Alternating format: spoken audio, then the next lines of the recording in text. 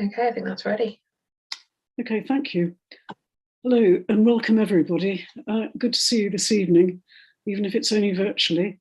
We're going to make this a really quick meeting. It's been suggested that our meetings take too long. So this evening we're going to do rather better than we have recently, okay? So it'll be 2 hours rather than 3 hours, guys, okay? So shall we start with apologies for absence? Alice, can you let us know? Yep, thank you. So we've had apologies from Councillor Curray, so we've got Councillor Coyne subbing for him. Councillor Fry sent apologies, and Councillor Humberston was due to substitute, but sent his apologies because he's actually at standards tonight. Councillor Tidball has sent her apologies, with Councillor Diggins subbing, and been told that Councillor Jafari Marvini will be late. Okay, thank you very much. Lovely. So we'll get underway. Declarations of interest. Would anybody like to make any declarations? No declarations coming up. On the homelessness question, which is item 6, I expect lots of us have involvement with various of the provision for homeless around the city. I certainly have, but I think we'll leave it until it actually becomes relevant. Okay. Is everybody happy with that? Okay, fine. Chair's announcements. I've got one announcement. And I think the announcement's quite important because it's about Oxfordshire 2050. And some of you know about this, particularly if you're subbing tonight. So I want to let you know what's happening about the Oxfordshire 2050 plan. You'll recall it came before us at the last meeting on the 1st of February. And the officer's recommendations were about noting the consultation responses. And that made it difficult for us to engage with the substance of the policies, which didn't feel right. We felt that scrutiny was worth more than that in the system. So our committee's view was that we needed to make additional consideration of the plan. And so we set up an extraordinary scrutiny meeting so we could have a substantive conversation on the emerging direction of the Oxfordshire plan. And then on the 17th of February, Nigel Chapman and I and Tom Hudson had a meeting with Rachel Williams, who is the lead officer on this, and with Alex Hollingsworth to discuss the best way of ensuring that the next discussion that scrutiny had should be as profitable as possible. And we came to the conclusion that the best way forward, and it was a very good meeting actually between the 5 of us, I think, I hope Nigel will agree, was that there should be a briefing beforehand, which gave the points that we all considered were most important. And this has now been arranged for the 14th of March. You won't have had the notification of this yet, but you'll probably have it tomorrow, I think, Alice. And it's probably going to be at 6 o'clock on the 14th of March. And what it would be useful to have beforehand from members of the committee, so that's the members and subs as well, I mean, feel free, is the items that you think are particularly important. For what it's worth, what I think is most important is the housing component. So if you'd like to get those to me and to Tom, then we can make sure that those are discussed in detail at the briefing. The briefing is not just going to be for the members of the Scrutiny Committee, it's going to be for all the councillors, because Oxfordshire 2050 is going to affect us all over the years, and it seems sensible not to exclude other members who are not actually on this committee, particularly since many of you sub anyhow. So we want as many people there as possible. So after that briefing, the Oxfordshire Plan 2050 will come back to scrutiny, and we will look at the recommendations that we want to make. You'll appreciate that this involves a delay, but this isn't seen as a major issue. We discussed this at our meeting on the 17th of February, and they agreed that the important thing was to get scrutiny's views in detail and not rush it. There's also been a recognition amongst the other member councils that their scrutiny committees are being pushed rather hard into making recommendations at a stage where they don't feel quite ready to do it. So our slight delay is going to be valuable, I think, for everybody. And we're told that the planners welcome the fact that there will be additional input, both from our scrutiny committee and from those in the other districts. So that's where we are at the moment. The 14th of March is going to be the briefing for everybody, and the 17th of March we will be, I'm trying to think when it's going to be. At the next scrutiny meeting will be probably, this one will be after Purdah, so in the new session, won't it? It'll be June of next. Yes, it'll be June. Yeah, so it'll be some time away, but I think it's worth it if we're going to make a proper job of this. We don't want just to be seen as signing something off that we're not happy with. Okay, so that's the end of my announcement. So we move straight on to item 4, Equality, Diversity and Inclusion Strategy, and we've got Shasta here, and we've also got Ian Brooke, and we've got Stephen Gabriel. So a full quorum of people to talk to us about it. Yeah. We are to consider the report and agree any recommendations, and then it goes to Cabinet.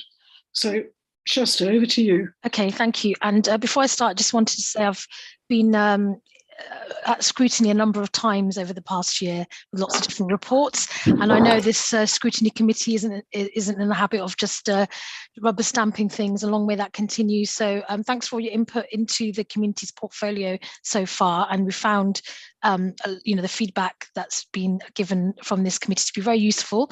And if you look at the track record, most of that feedback has been taken on board, and there has been changes to the work in the portfolio. So I just want to start just by thanking you all for your ongoing work. Okay, so the Equalities, Diversity, Inclusion Strategy, obviously you've got it, it's there in front of you, you've seen it. I'm just going to give a very brief overview of it. This is a statutory document that's required, obviously, but we want to go further than that as Oxford City Council. We want to make sure that equality, diversity and inclusion is very much centred in all the work that we're doing. I think we're in the process of doing that. We're still on a journey. No one can say that we're doing it fully. This document is providing, I think, some ambitious, kind of challenges to the council in terms of how we're working on equalities. We've been, this document has come about on the back of a lot of change going on in our city, a lot of demands and call for change, not just in terms of protests that have taken place nationally, like Black Lives Matter, but ongoing conversations that we've been having with our communities. And I'm seeing, rightly so, Oxford's communities becoming more vocal on issues around equalities, which I think is essential. And there's a greater demand to be heard, which is only right. So the priority of this work really is to ensure that equalities and diversities and inclusion goes to the heart of all the work that we're doing. Obviously, we are still in a pandemic, and this has disproportionately impacted communities of colour and other marginalised people and groups in our city as well. This document reflects that as well. So the main priorities are enabling an inclusive economy, delivering a more affordable housing, supporting thriving communities, and pursuing a zero carbon Oxford. So these are very ambitious, targets that we have. They obviously align with the wider priorities of the council as well. And we're also really trying to get into the issue of inequalities. So I'm really pleased to see that across the council's work, inequalities is a theme that rightly so is being focused on.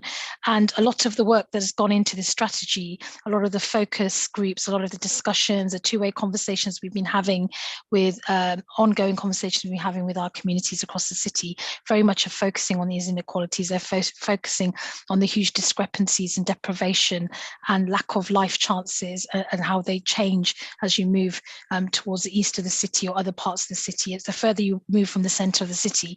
So I think there's a lot of detailed information in this report, but I think the main things I really want to focus on are, first of all, the ambition, the fact that we're trying to make sure that equalities are centred in all aspects of the council's work, and housing is a key area on that as well.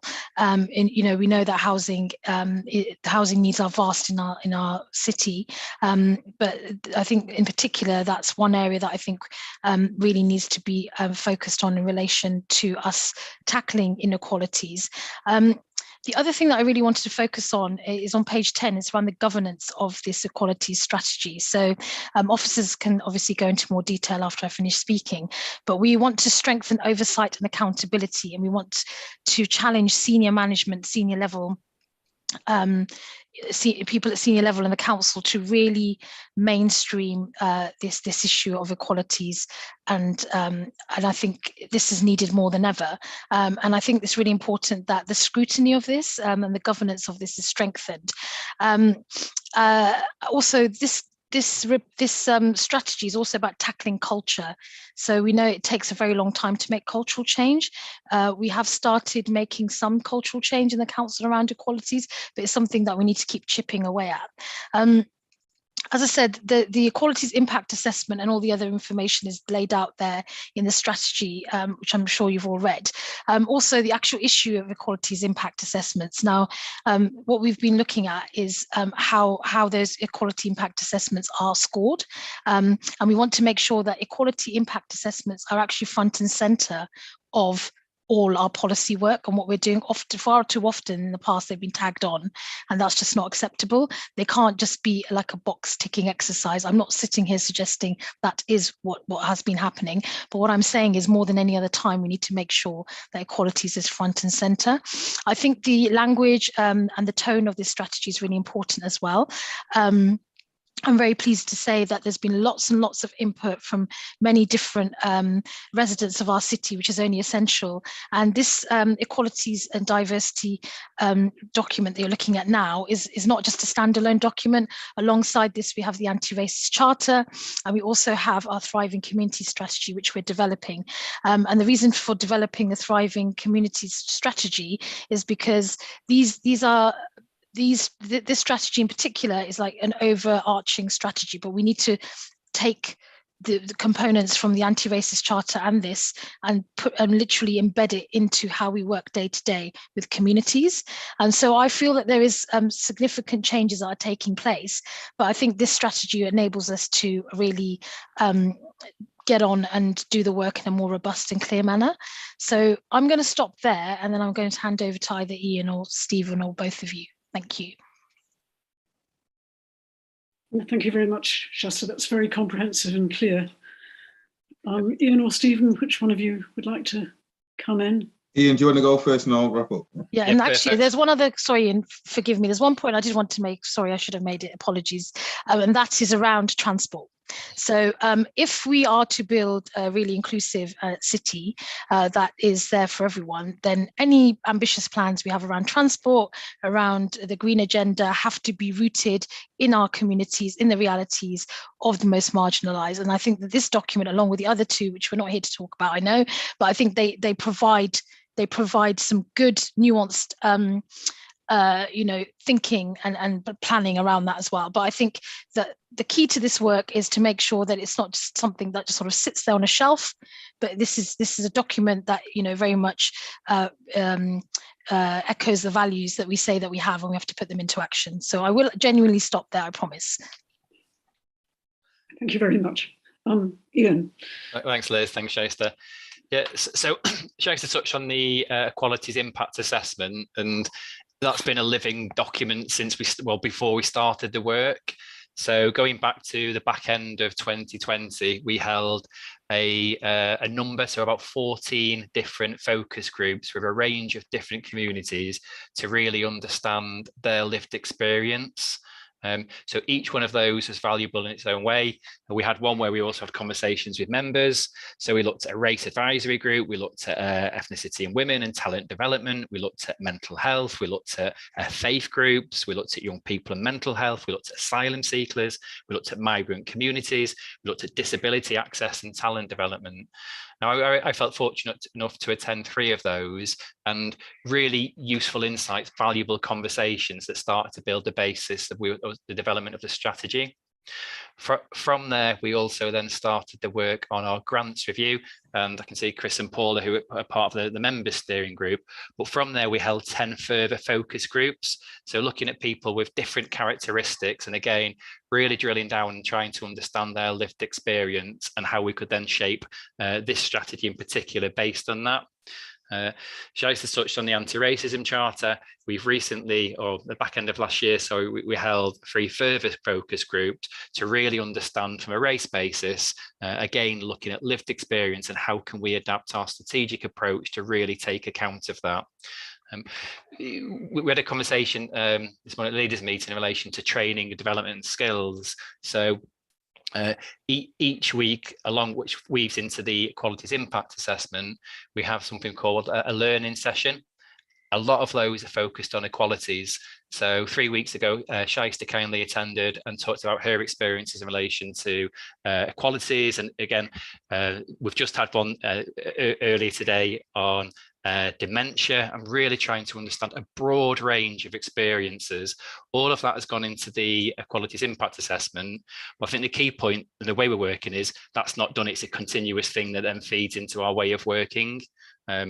So I think they're probably the key points I wanted to make on the how have we done this piece of work that we're presenting this evening. And then I'll pass over to Stephen.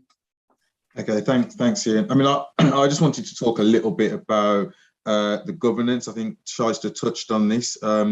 Internally, I'm now chairing the Internal Equality Steering Group.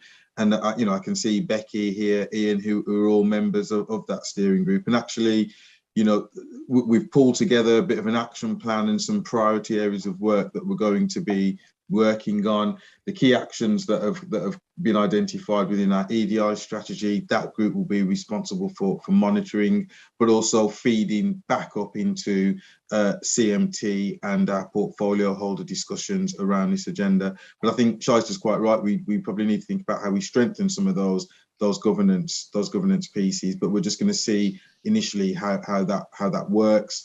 But I mean, just to give Scrutiny some assurance, really, that this is really on the agenda now, and with taking this EDI strategy through, really gives us a framework for driving forward on this equalities work. So, Chair, that's all that I wanted to kind of input.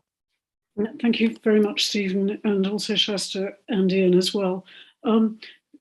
Before I ask for comments, and I'm sure there'll be a lot, I'm just thinking about paragraph 22, which refers to the scrutiny officer working on a set of proposals to improve member oversight and challenge relating to equalities issues.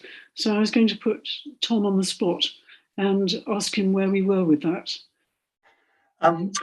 Okay, so where we are is basically, it does really depend on scrutiny members as to whether this gets taken forward. So it would be put in a report for the beginning of next civic year as to what scrutiny's operating principles are going to be, which defines what scrutiny does and such like. But basically, the expectation is that with the Constitution Review Group having taken place, and the likelihood that company scrutiny panel will take place simultaneously with the shareholder and joint venture group, that means there is capacity for me to do extra work in another area, which could be diverted towards equalities issues.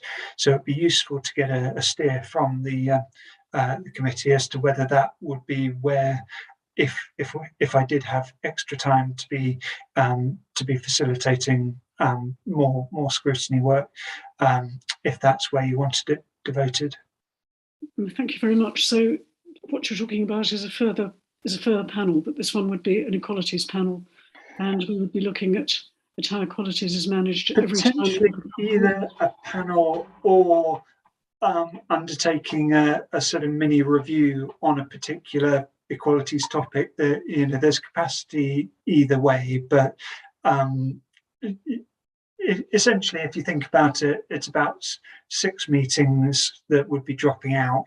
So we're talking in that sort of range. Right.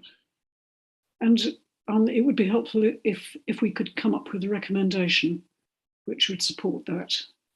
Well, that's not something you need to recommend to Cabinet, because that's for scrutiny to decide, and it can do it itself. So, so basically, if you want that then just say, and it shall be done. Wonderful. Right. Okay. That's really good. Right. I'm opening it to the floor for comments. If you put your hands up, I'll try and see who we've got. If you can help me, Alice. Linda. Linda first. Thanks. Page 19 of the plan, we've got a paragraph in there halfway down. We'll also work with faith groups at grassroots level on a day-to-day basis through our locality teams to understand and support their needs. Just thinking about the speaker we had from the Oxford Hindu Temple and Community Centre campaign at full council a short while ago.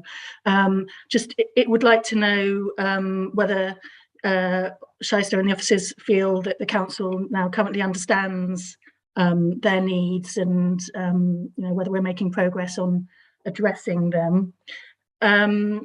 Secondly, on page 20, on the actions, we've got a bullet point: support community groups to access spaces and places where they can come together to enjoy common interests and create new friendships.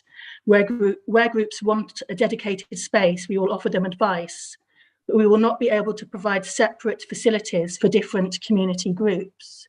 This read very oddly to me, because we provide community spaces in one way or another for various different community groups, whether that's the Bullingdon Community Association, which runs the Bullingdon, and will hope to carry on running the Bullingdon Community Centre when it's rebuilt, whether it's Summertown Stars with their fabulous new all singing, all dancing pavilion and social space in Cutslow Park, whether it's the North Oxford Association, who are clearly a community group with the spaces they've got. And as far as I know, we're still hoping to provide the Blackbird Leys Amateur Boxing Club with a dedicated space of their own, so that they can decant from the Blackbird Leys Community Centre when it's redeveloped. So that doesn't read right to me. I think I know why it's in there, but I think if it was spelt out very clearly in the words that the people that perhaps wanted it in there, if they were to describe it more accurately, then it would be clear that there is a problem with what is being said there. So I think it just needs very careful consideration about whether, the wording of that, or whether it's even necessary. Finally, still on the action points, on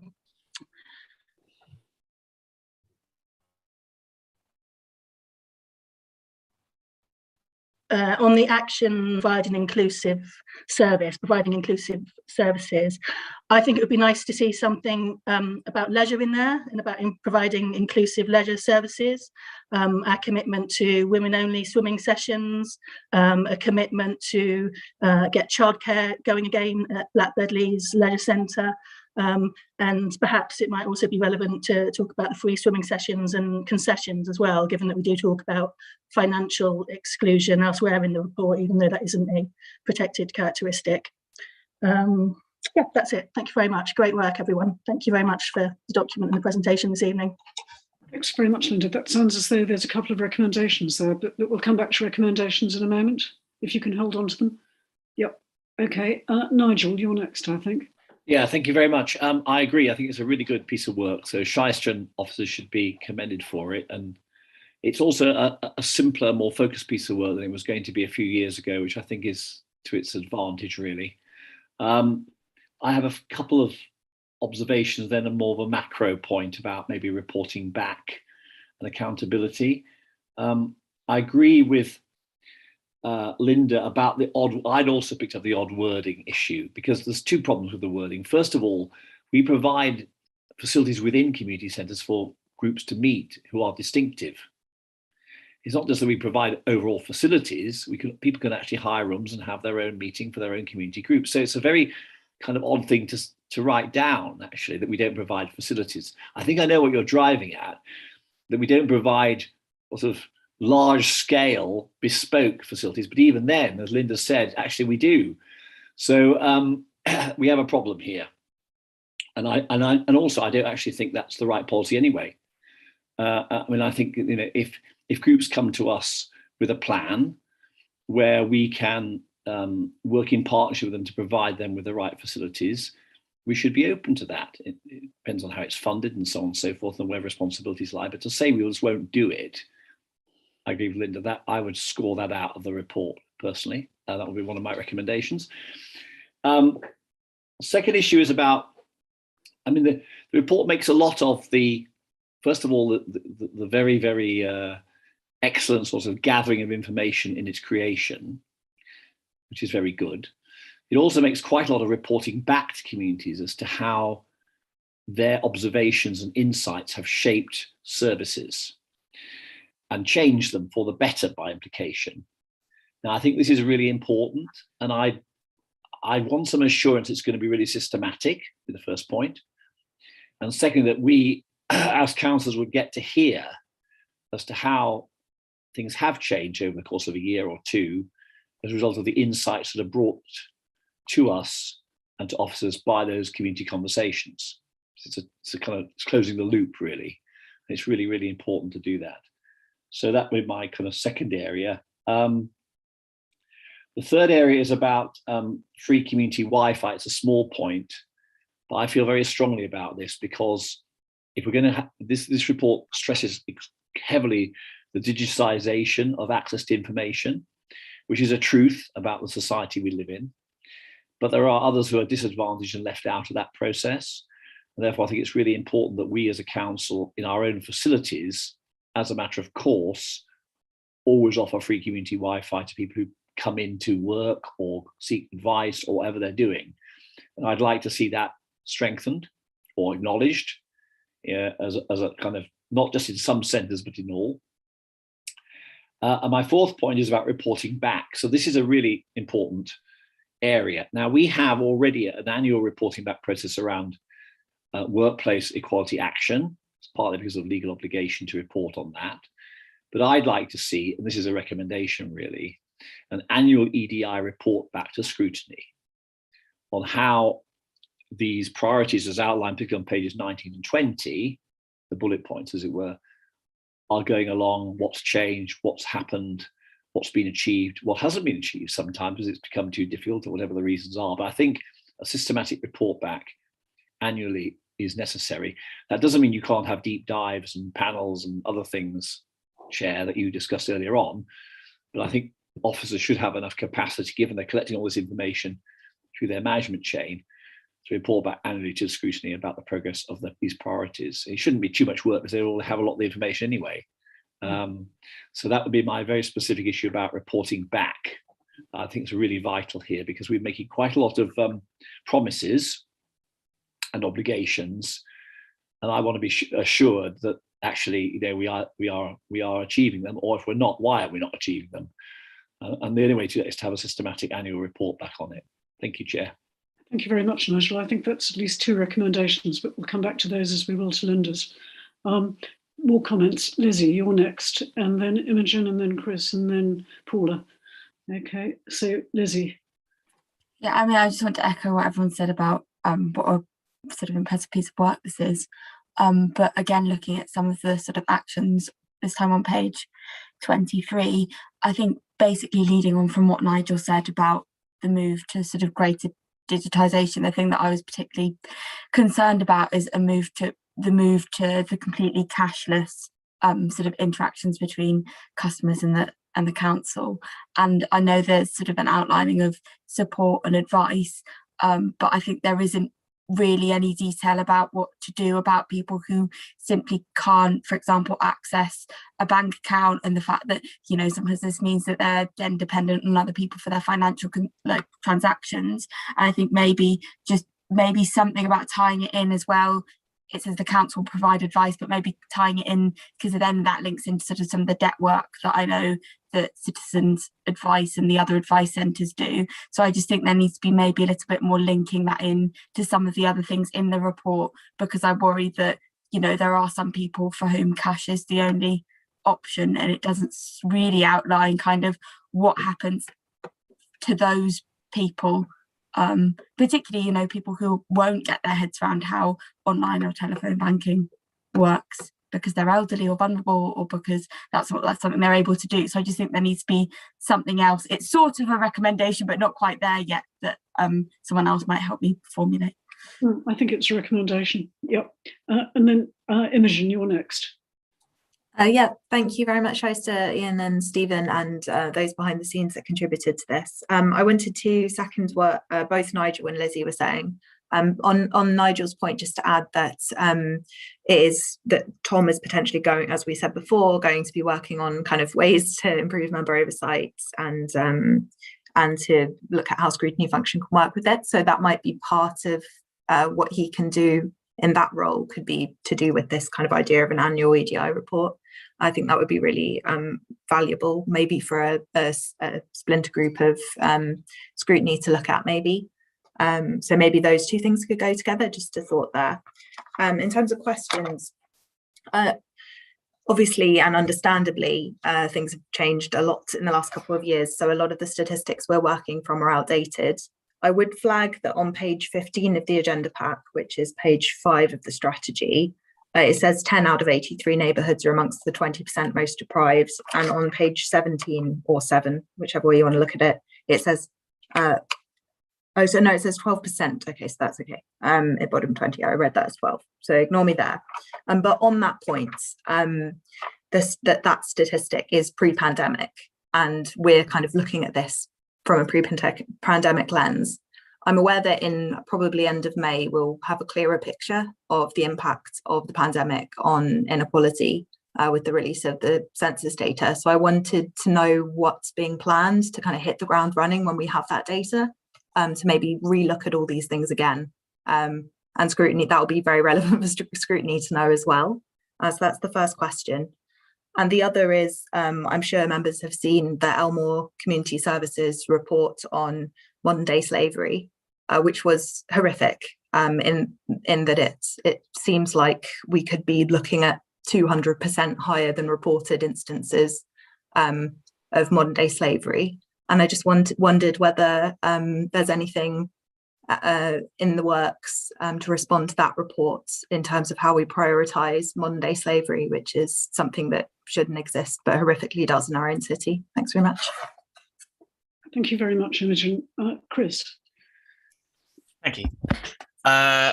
There's reasonable overlap with what Nigel Chapman had to say, but I just wanted to recommend, when presenting both planned actions and outcomes, to really highlight change, both when it comes to reporting the current state of the world and also our intended actions regarding them.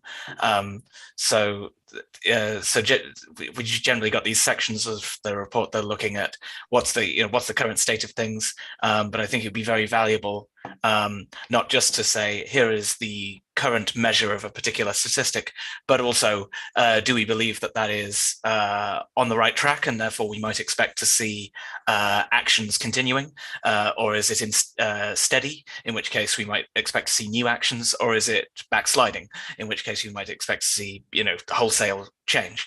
And similarly, when we're presenting our own plans, which ones of those plans are plans to maintain or continue something that we're always doing, and which ones of those are novel plans? Because I think that would really help in terms of assessing the plans and assessing the report, the proposed report, because it would help to match up what are we trying to achieve, what are we not currently achieving, and then relatively to that, we'd expect to see sort of more new actions in that area, by comparison with something where we feel like we're making good progress already.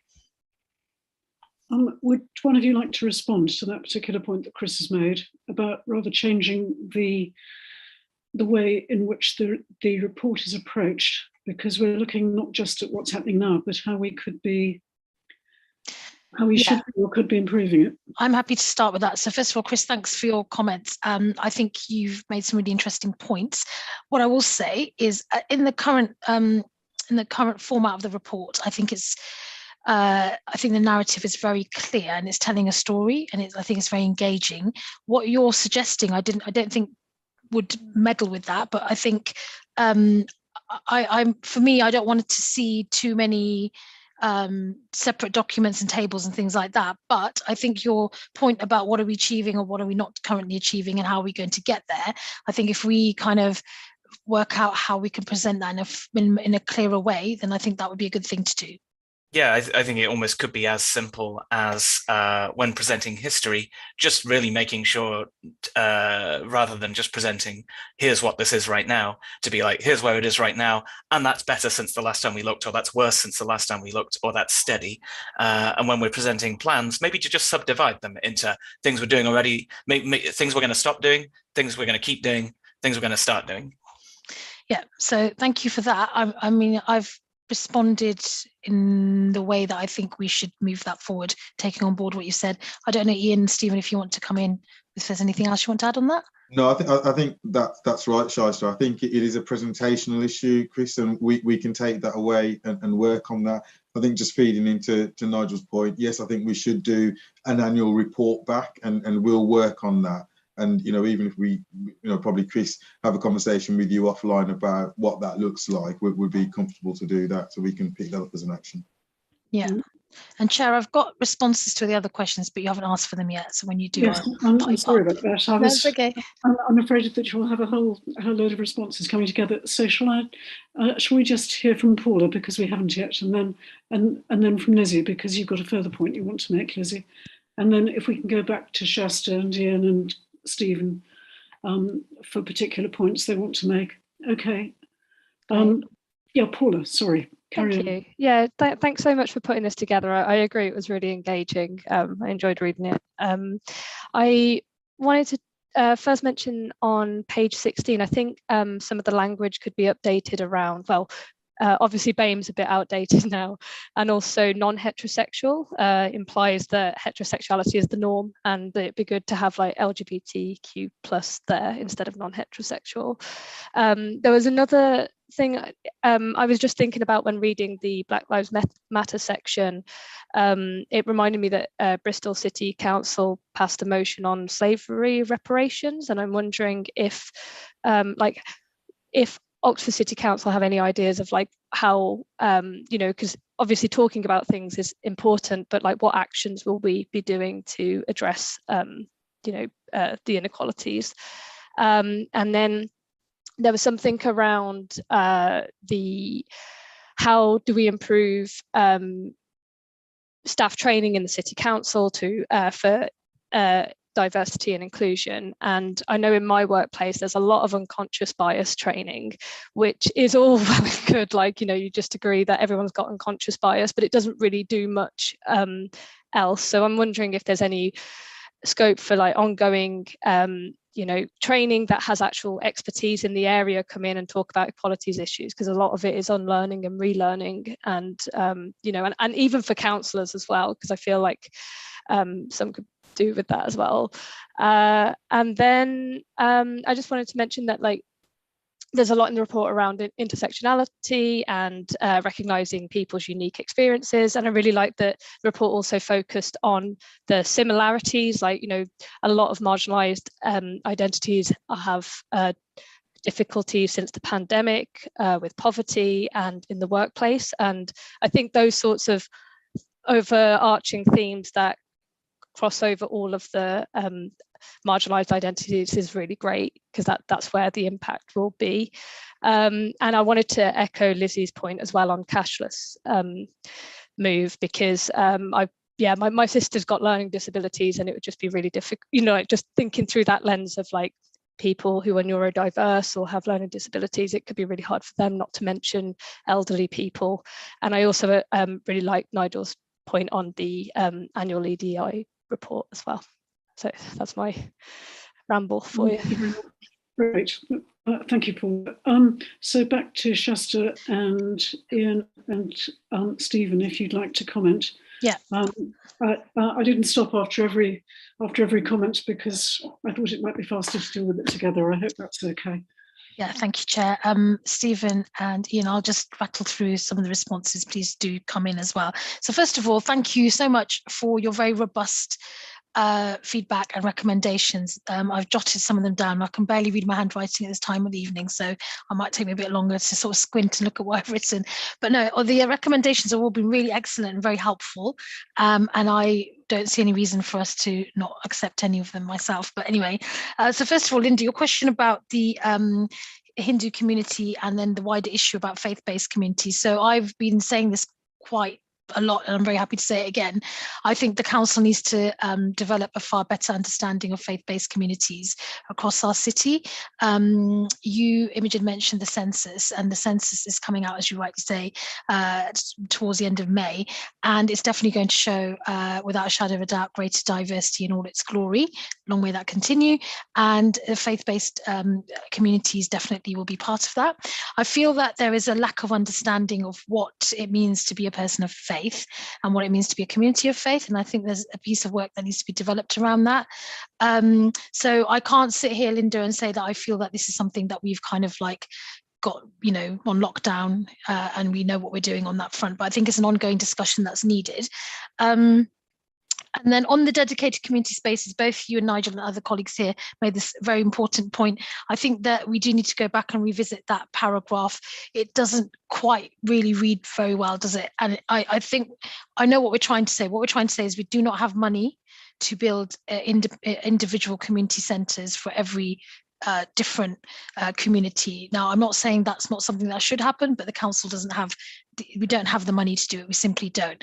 Also, what we are trying to do is we're trying to make our existing community centres and those who are being redeveloped to be more spaces where people can come together. That's the whole point of having a community, isn't it? So of course people have every right to want to have their own space. That's absolutely people's right, and no one should argue with that, I think. But at the same time, we want to make sure that people are coming together in these spaces. And then your point about leisure, yes, I think this is very key and essential. I'm happy to definitely reflect that in the strategy, and the childcare issue as well. Obviously, this is even more pertinent given the COVID situation.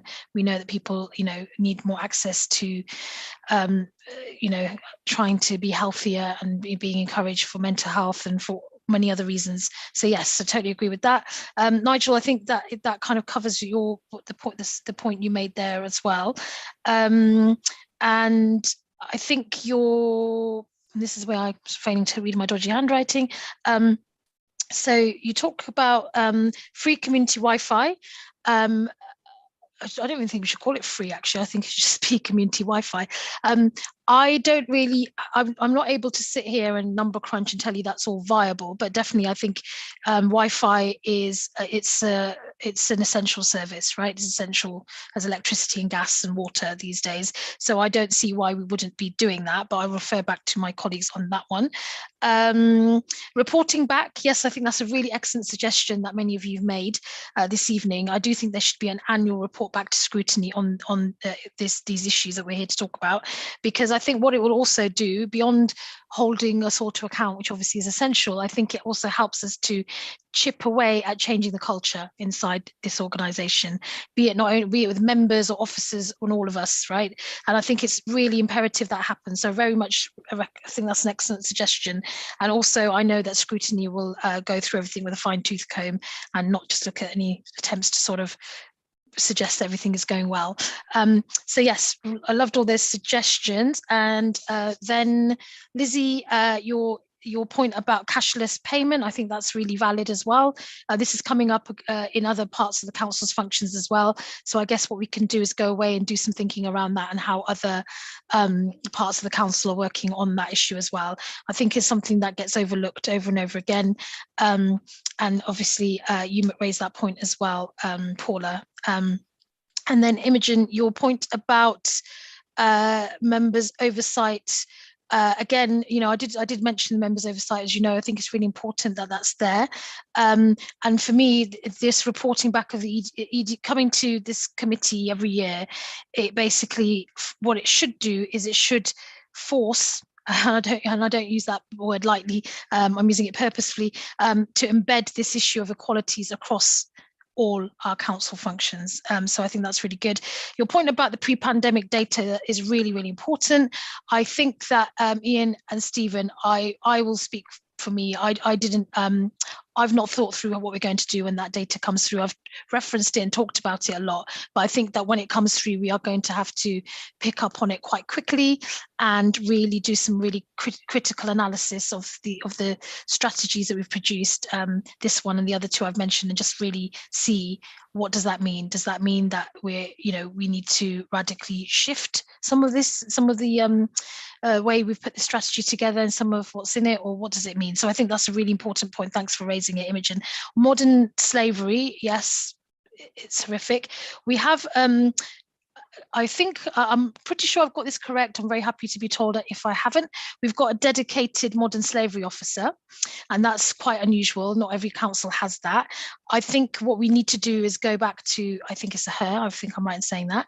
I go back to her, and we need to make sure she's got oversight of the strategy as well. We have added, rightly so, we've referenced modern slavery, but we need to make sure that if there's anything that we can tighten on that reference, anything in addition that we need to put in there as a goal, then we need to have it in there. So thank you for raising that. And then Chris, we've got your points, we've covered them already.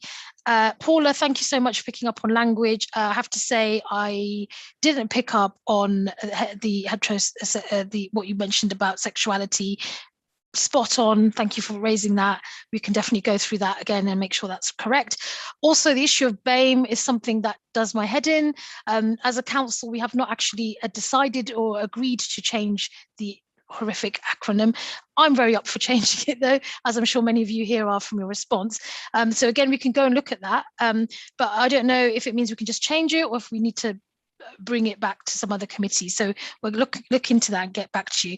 And then on reparations has come up multiple times over many years, as it should. Now, I don't think as a city council we can actually get into the detail of reparations because I don't think it's our place to do so.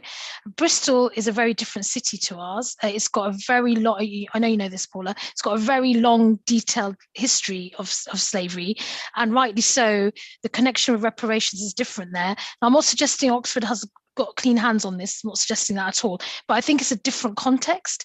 And so I feel that what we need to do is, we have been doing this, it's been a bit ad hoc, but perhaps we can't, sadly, I think, make this a priority or even prioritize it in this strategy because, frankly, we do not have the, what's the word I'm looking for, capacity. And we don't also have the expertise, I'll just be honest about that. But there are people in the city who do. And so I think what we need to do is, alongside this strategy, the anti-racist racist charter and the thriving community strategy, we need to see if there's any linkages there with this issue of reparation. But it has come up. We know there are plenty of incredible, powerful campaigners in our city who've been looking at this. And there's institutions that need to look at it as well. And then your point about staff training, again, members, we have a members training budget, as we know, and I believe, if I'm not mistaken, I'm pretty sure there was something that I saw recently which was asking about what kind of training we'd like. Obviously, there's elections coming up in May, so there's another opportunity for us to put forward ideas for training. I personally am not a fan of unconscious bias training. I think it's a bit very outdated. I don't think it's really tackling the issues that need to be tackled in the way that they do. However, if other members want to have unconscious bias training, you should have it. So I think what we can do is we can put forward some ideas around training, and also there might be some other external budgets we can try and get some funding for some of the training. But I will say one thing when I wrap up, be pleased to hear before I hand over to Ian and Stephen. I think one of the other challenges around training is there's only so many meetings any one of us can attend in a day, okay? And often what happens with training is our colleagues who spend a lot of time setting up training will come back and feedback and say there's not been a lot of appetite. Now, that doesn't mean we shouldn't do it, but what I'm potentially suggesting here is there might be some sort of online training where people can, I think we need to make some of these trainings compulsory. I would recommend that. I'd love it if somebody here in Scrutiny thought that was a good idea as a recommendation, but I think we need to have some compulsory training around the issues we're talking about. But I also acknowledge that, you know, there's only so many hours in a day, and we have to think about that and how we can constructively use it, and how we can encourage people to engage properly with it. So I think I've covered most of the points, the questions, but if I hand over to Ian and Stephen. Thanks very much, Esther. I don't know whether Ian and Stephen want to add anything at this point. Ian, I've got a few points. Ian, do you want to add anything first before I? Yeah, happy to. Yeah, I think the point about changing data and insights really relevant, and it's one we've kind of grappled with. We ended up putting that as a second recommendation in the cover report. So to take stock and review the data and insight when the census comes out. And I think that's going to be, as Shaista says, a real key piece of work for us to understand what has moved here, what has changed here, and what do we need to do differently based on that. And we didn't think that was something that should stop us doing this report and wait, though. And I think that's quite often a tendency. You push back till you know more, and there's always something coming down the road. So we felt we do this, and we constantly building, taking stock and learning. So I think that was got a really, really key point. I think Shaista in the main covered your point, Linda. I know how much you advocated and were passionate for the inclusive elements in our leisure service, which is kind of what I guess the reason director of the service. So we've kind of grappled with that, to be honest, within the describing of the report about what level of detail do we go into in relation to that level of provision, whether it's our parks programs, the stuff we've done in leisure centres, the community centres. And I think, as you're saying, Linda, we may need to add more to kind of add a bit more detail. We've got, I think Shaista said at the start, a members briefing. I think I've seen you down for that, Liz, so far, tomorrow on the Thriving Community Strategy. And some of that will fall in there, but clearly what we don't want is anything to fall between the gaps. So what we're trying to do is join up and not duplicate, but make sure we're not having stuff that's falling off the picture. The only other final point I make before passing to Stephen was, how do you get good quality training that makes a difference, improves awareness, and therefore people act differently? So Stephen might touch on some of the stuff we're pressing on quality impact, but we have quite a lot of skills in the council as well. So we're also starting to deliver training to some of the asset project teams. So we have an asset review group, we have a development review group, just to try and make sure when we're looking at development opportunities, it's more done through an equalities lens. And that's one of the actions we've captured in this report, and that's underway now. So that's happening. And I've had a couple of staff on that. How do we report back? I've had a couple of staff on the last few days on a course called Power BI, and that's how do we better drill into data so we can present the data in a more meaningful way and try to get the insight from that data. Because the risk is in the reports and the presenting back, it just floods with so much stuff, and there's so much change going on in relation to fuel poverty, all of those broader challenging issues, that the narrative doesn't really effectively tell the story. So what we're trying to do is look in how we tell that insight, and we are increasingly using the stories.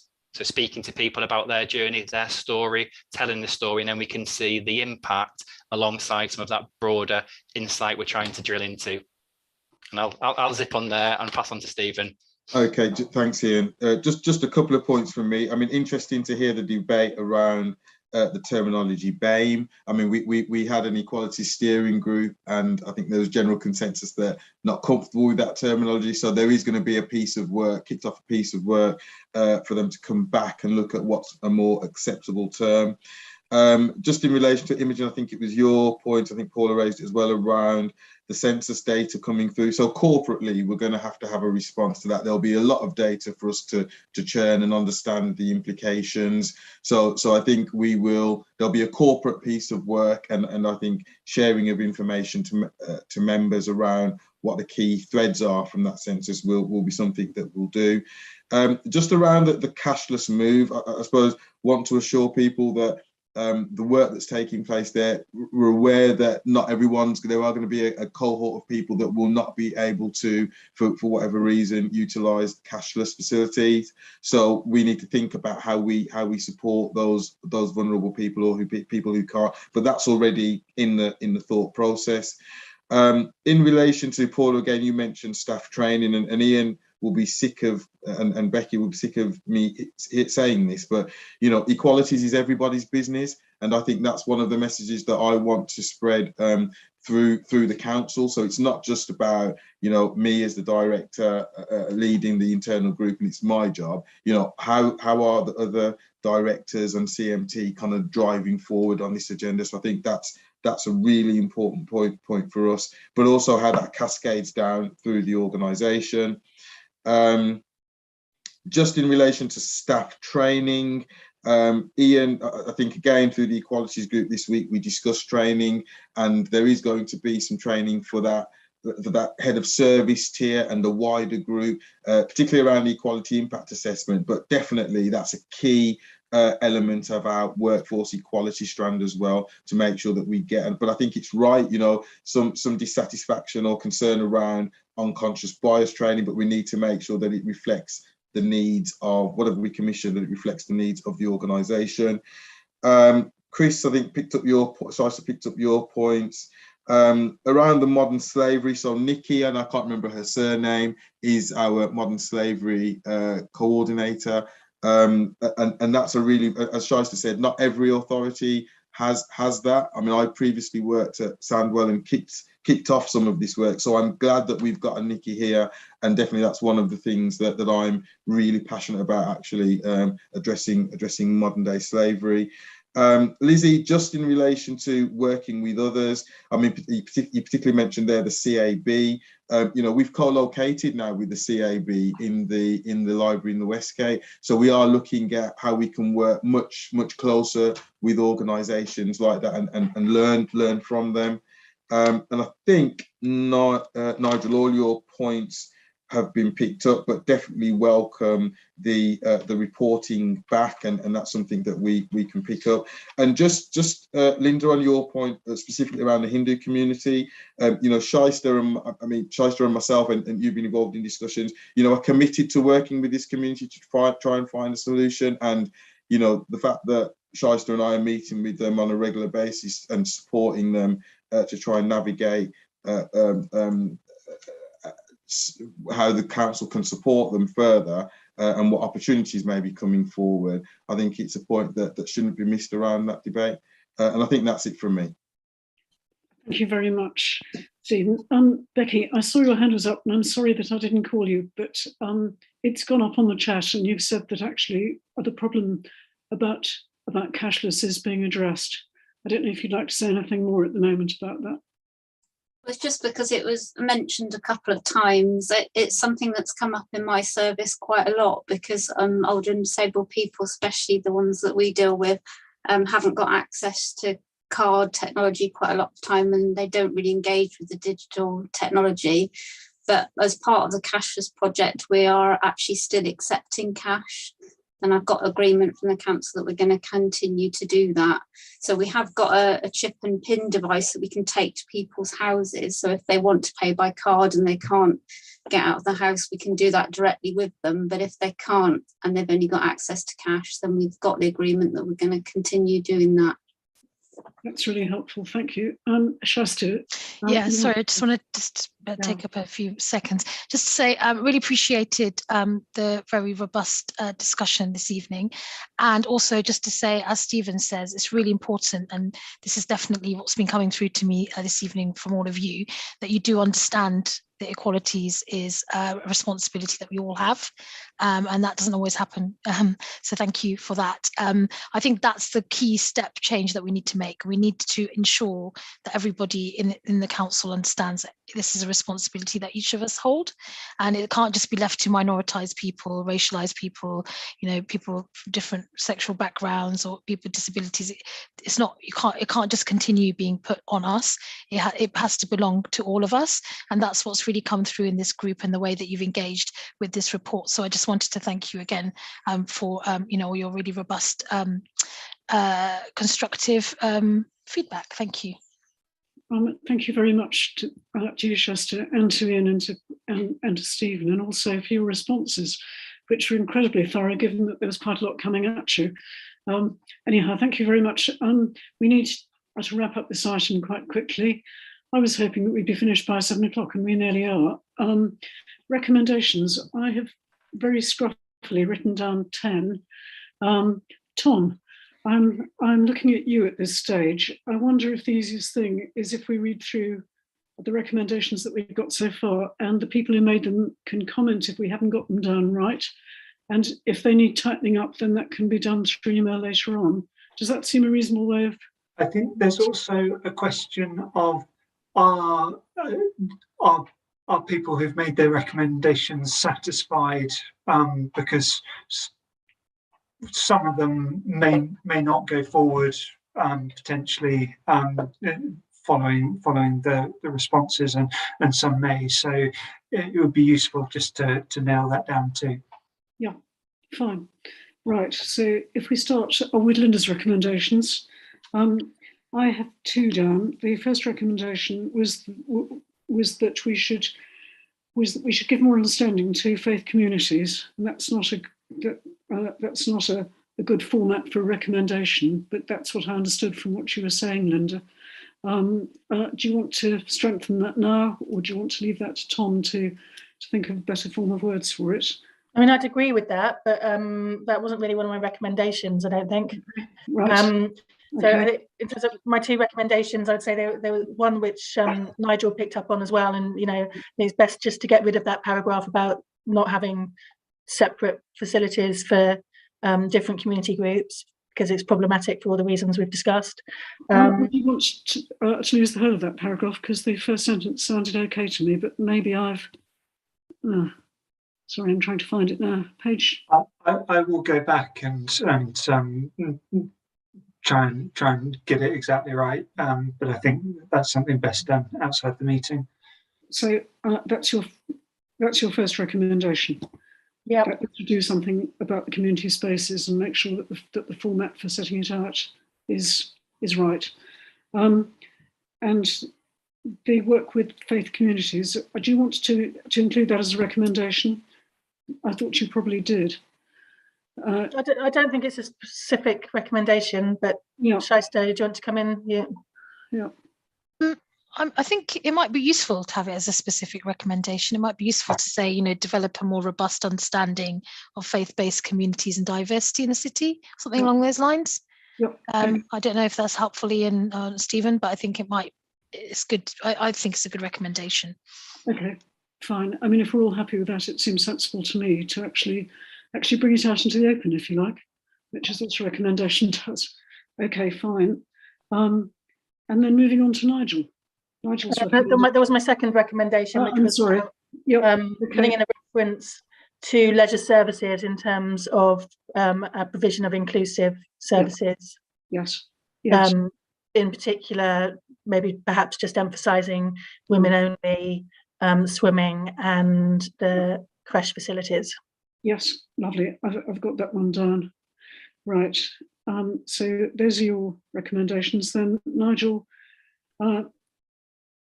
offering free, if we need the word free, because Shasta's made the point it should be free anyhow, community Wi-Fi in all our centres. Recommendation, everybody happy with that? Is that the form that you'd expect for it? Yep, Nigel agrees, great. And Nigel's other recommendation, an annual EDI report to come back to scrutiny. Okay. Yeah, with just a little bit of corollary there, if we could, because there were 2 things I was particularly interested in. One was evidence of reporting back to communities about the level of change that had gone on after they'd taken part in the process of designing it. Because this report's very heavy on engagement up front as to how to improve services. And that's the second point, which is an evidence of improved service design as a result of that interaction or conversation, or some words to that effect. If Tom could, I mean, obviously an EDI report would cover more than that, much more, but there are 2 things I'm particularly looking for in it. No, I think that's... I don't want to see just missed out because people want to write about other stuff, if you don't mind. So I'd like to see those 2 specifics in as part of the content, if you like, or reflections of the annual report. What I was wondering is to what extent that can be wrapped up with this new EDI review group, which it looks as though we're going to Well, it could be. I just be careful, because you've got an overarching report, which is an annual thing, which covers the extent of change, success and failures and obstacles and all those things. You can then have a review group to do a deep dive on something, but I wouldn't want to always, do you know what I mean, push facets of that particular report onto a deep dive group at this point in time. I mean, I think they run side by side. You have an overarching report, then if you want to have deep dives, cool. Okay, fine. So we'll keep that separate. And the recommendation at the moment is about the annual report. Yeah, and those two facets, if we could, sure. Tom could fashion something about assurance around those things, I'd appreciate that. Thank you. That's fine. And I gather that it's within our remit if we set up the EDI review group. That's exactly within our remit to do. So we don't have to make a recommendation on that one. Then moving on to Lizzie. Recommendation about the move to cashless and the concerns that we've got. Do we think that's something that should be a recommendation, given that from what Becky and others have said, it may well be something that's on the front foot anyhow at the moment? Becky's nodding. I don't think it's on the front foot. I think it definitely should be a suggestion. It's just something that we've already taken account of, but I think it should be thought of across the whole council, really. Right. Okay. Well, let's put it in as a recommendation then. So that's Lizzie's recommendation. You okay with that, Lizzie? Yep. Fine. And then you and Paula both mentioned the census, and I don't quite know how to work that into a recommendation. It sounds as though it's something from what Ian said that's being taken on board anyhow. Is that right? Sorry, Imogen, your hand's up. Yeah, no, that was my suggestion, but I think Ian satisfied me with his answer to that question, so I don't think a recommendation is necessary, but others might disagree. Okay, anybody? No? Great, okay, so I'm going to leave that one out. Then another recommendation is about looking at modern slavery. And I'm not sure how the form of that recommendation would be. Clearly, it's a major problem in Oxford, much bigger than any of us had realised. Would a recommendation to include modern slavery as a major item in an EDI review be appropriate? Is that what the recommendation is? Is that we take that forward? Nobody's looking very. Am I right in saying that one of the potential recommendations may be that we speak to the modern slavery officer and make sure that this strategy has been, gone through her checks and around the issue? Would that be of any use? Right. Yes, I think that's very useful. Are people happy with that as a recommendation? That we ask the team to have that discussion. I mean, as far as I know, Chair, there is a modern slavery annual statement that's delivered to council from my memory, and the policy around it. So it's not like as if there's nothing in place here. Yes. We don't want to create extra work. I mean, it could be that modern slavery is part of an annual EDI report, but I don't think it should become a separate kind of industry. Do you know what I mean? Because there's a lot of work required here, and we don't want to duplicate it. Chair, it will be part of that report then. Chair, can I just suggest, I think there is quite a lot, we've got the Elmore report, we've got a modern slavery partnership, so I think there's quite a lot of work that's taking place in this space already. So I'm not quite sure that we need a recommendation from this discussion. I think referencing the strategy to modern slavery and Nikki works within my directorate, so we could report back at a future point the work on modern slavery. But as a recommendation from this group, I'm not quite sure how that will move the work forward. And it could be part of the work of the EDI review group, assuming that's set up, is that's something that they could take into account if the concerns grow and don't seem to be addressed. Does that seem reasonable to pass it on to the EDI review group, which doesn't exist, but it looks as though it's going to? Imogen, are you satisfied with that? Yeah, it was more of a question than a recommendation to begin with. I just wanted to see what the response to the Elmore report had been. So yeah, that seems fine. Okay, fine. Right. So so that won't be a recommendation, but it'll be minuted, Tom, I think, that we looked at the modern slavery question, and that if there is an EDI review group, that it's one of the things that they will consider. Yes, I'm sure Alice will include that. Okay. Then we've got Chris's recommendation about highlighting changes which we hope to see, not just a report about history, but a report as to what is happening and what we'd like to happen and what's failed to happen. So it's a more sort of kinetic report, really, perhaps, than a historical report. I can see Ian nodding, which is good, and Shasta's smiling, which is also good. Stephen has got his hand up. Stephen. Yes, Chair. I mean, I think we can. I'm not sure it needs to be a recommendation again, because we've. Hello, I think you're frozen.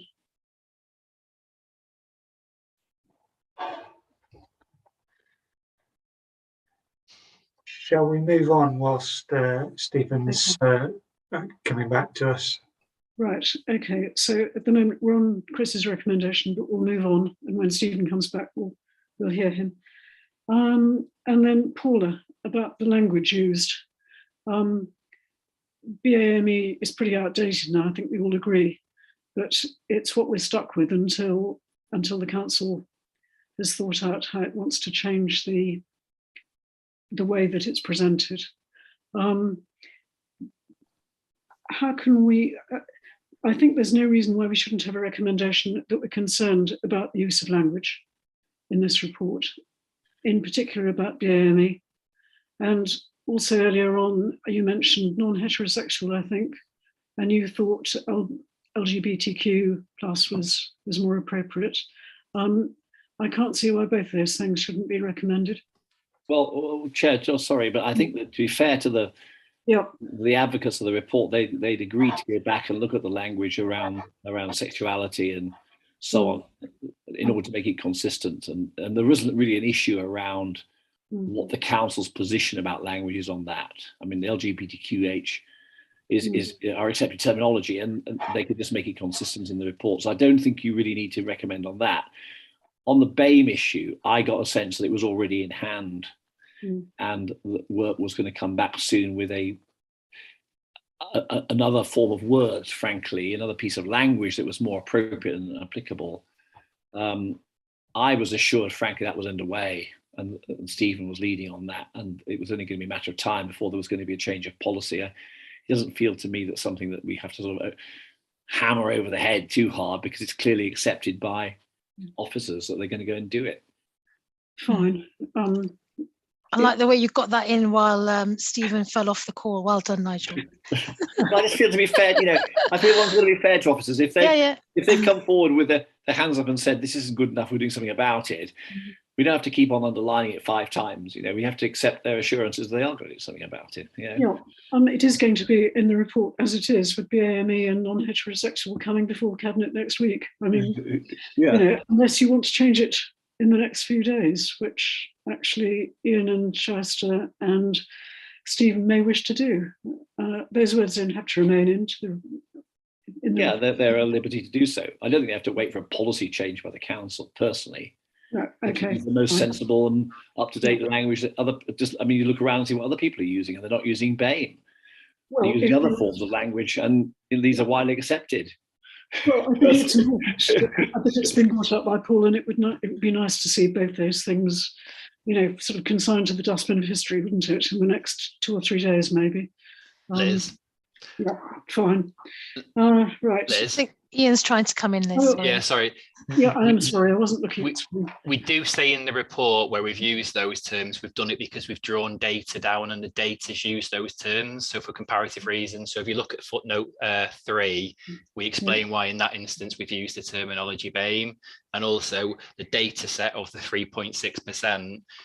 That's why we've used that language in that instance. So it looks odd, and we might need to explain the 3.6 in the footnote as well.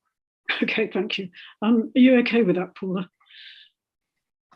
Yeah, absolutely fine. I was just making an observation when I read it, but well, it felt like more than an observation, and it felt important, but I hadn't read Ian's footnote, so apologies, Ian. Cool. I think the main concern was the non-heterosexual thing, because we don't say non-white, we don't say non-disabled. So. Yeah. Okay, fine. So I think we're at the end of the recommendations. Thank you very much to everybody. I know that you've got to move on, Shaista. Probably Ian and Stephen would like to move on. So thank you so much for the report and for your responses to our comments and questions. Yeah, thank you very much. Thanks everyone. Take care. Thank you very much. Have a good evening. Thank you. Bye. Thank you. Okay, so we are now going to speed through the rest of the agenda. Oh, Stephen's back, by the way. Oh, Stephen's back. Yeah, I'm so sorry, Stephen. We moved on because we lost you. Wasn't intentional. Do you want to come back on the point that you were starting to make? I'm not quite sure where I got to. If you carry on, I'll pick it up with Tom outside of this rather than hold the meeting. Okay, thank you very much. Thank you very much. And thank you for all your input. It's really valuable. Right, item 5, guys, housing assistance and disabled adaptation policy. We've got Dika Walcott here, and we've got Becky Walker, who has already made a bit of input on the cashless situation. So that's good. Thank you very much. We have to consider the report that's going to Cabinet and agree any recommendations we want to make.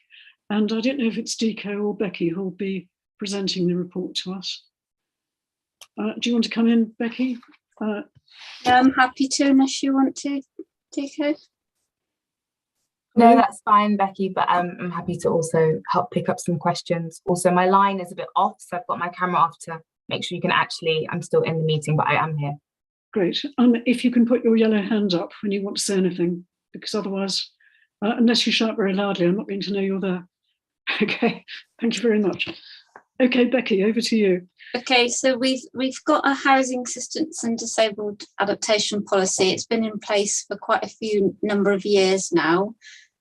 We were held up as national good practice for our policy. It's one of the best ones around the country, and we went to quite a few different events where people took our policy and used it to create their own. But things have moved on within the home improvement agency sector, and people have changed and adapted their policies as needs have changed. So there are a few little bits. So it's just minor changes really, but there are a few things on there which I've come back and to ask if we can change them. So one of the main things is changing some of the amounts that we've had in there. So if I go down to the first one. So the main one, we've got a non-means tested grant. So there's a disabled facility grant, which under the legislation, you have to do a means test, but most people have brought in a non-means tested grant. And we were one of the first councils to do that. And when we first brought it in with consultation and everything else, it was set at £8,000, which was generally the amount of 2 small adaptations. And that was the amount that we chose. But now most of the country have also brought in a non-means tested grant, and so have our colleagues around the county as well. And all of their grants, on average, are of 10,000. And that really reflects also the fact that the cost of adaptations and things, as with everything, is going up. So one of the first recommendations is that we increase our maximum amount of our adaptive homes or non-means tested grant to 10,000, which makes us in line with the rest of Oxfordshire as well, which makes it easier for health professionals and the general public who live just on the border of things, that the whole of Oxfordshire is doing the same thing. But it also brings us in line with the rest of the country as well. So that's one of the main points. And also, the maximum grant that you can give under the disabled facility grant legislation is 30,000, and generally the average cost of grants is still around 6 to 8. So generally most grants are quite small, but there are a few types of adaptation that go above that, and that tends to be extensions. So when we're doing bedroom, bathroom extensions for people, there aren't a huge number of adaptations that we do. It tends to be 5 to 8 a year. So it isn't huge numbers of adaptations that come under this limit. But we have a few clients that cannot afford the additional costs above 30,000. So at the moment, we've got a discretionary grant, which allows people to top up 30,000 to 40,000. But with the cost of everything going up, we cannot now do extensions for anywhere near that limit. They're roughly coming in around the 50,000 mark. So there are quite a few people that are now not able to adapt their homes in the way that they need to do, because they simply haven't got the funds to do it. So we have got a loan available for people who can afford that. So people can apply for a loan, but we have 2 or 3 people at the moment that are waiting for an adaptation which they cannot raise the funds for. And what tends to happen is they possibly save up for a couple of years to try and make that money, and all the time they're saving up, the cost of adaptations has been going up and up and up, so they're in a no-win situation. So basically, again, I went round to the rest of the country to see what sort of things people were doing with their top-up grants, and most people have increased theirs from the 10,000 that we're offering to have a larger grant. Some councils are doing 20 and some are doing 30. The rest of Oxfordshire have now changed theirs to be a 30,000 top up. So my suggestion is that we do the same. So we also offer a £30,000 top up, but that is going to be means tested. So it's only going to be offered to the people that cannot afford it. So it tends to be people on low income or on benefits and things like that need the adaptation. With the legislation, we always look at the lowest cost available in order to meet somebody's needs. So if we're able to meet those needs in a smaller way, then we'll do that. But this is just for the people where there's no other way of doing it. So we wanted to bring in a new top-up grant for £30,000 just for people to top up their DFG. I don't know if anybody's gone into our policy, but at the moment we've got a discretionary DFG grant, and that's what we use for top up, and we're looking to make that completely separate. So we're offering a separate top up grant for disabled facility grant, but also keeping the discretionary 10,000. And the discretionary grant is quite different. We use that for things like people who are terminally ill, or if somebody needs some emergency repairs doing in their house. So we've set it up separately. So there's a top-up grant for £30,000 and then a discretionary grant for 10. But I have put in the wording that people can't have both. So they can't have 30,000 DFG, 30,000 top up, and then the 10,000 on top of that. So it is a separate grant. So that's the top up. Also, we've got a relocation grant, which the idea with that is if somebody needs adaptations, but it's more suitable for them to move to a different property. At the moment, we've got a facility for owners only, to help them with the cost of moving. So if they're going to move to somewhere that's more suitable, we can help them with the essential cost of moving, but that isn't available for housing association people. So we wanted to increase our policy to help people who live in housing association properties to move to somewhere more suitable. And it's things like moving costs. It could be removing the white goods and putting them back on carpets, those sort of things. So people very often might have an extension or something quite expensive that they need doing to their property, but if they moved somewhere that's already adapted, they refuse to do so because they can't afford to move, basically. So one of our suggestions is to make it available to people in housing associations as well. And then the last one is about the emergency repair grant, which at the moment is a £5,000 grant that the council actually fund.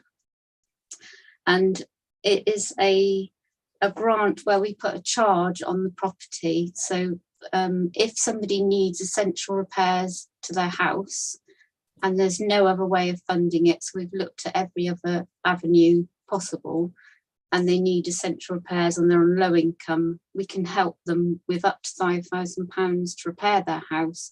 But then we put a charge on the property for 10 years. And the idea being that if they sell the property or unfortunately pass away and the house is sold, that money comes back into the council. We've asked for a member's bid to go in for some additional funds because we don't have enough money in our emergency repair grant. And part of the condition of asking for that additional money, the group asked us to change the grant to say that we remove the 10-year limit.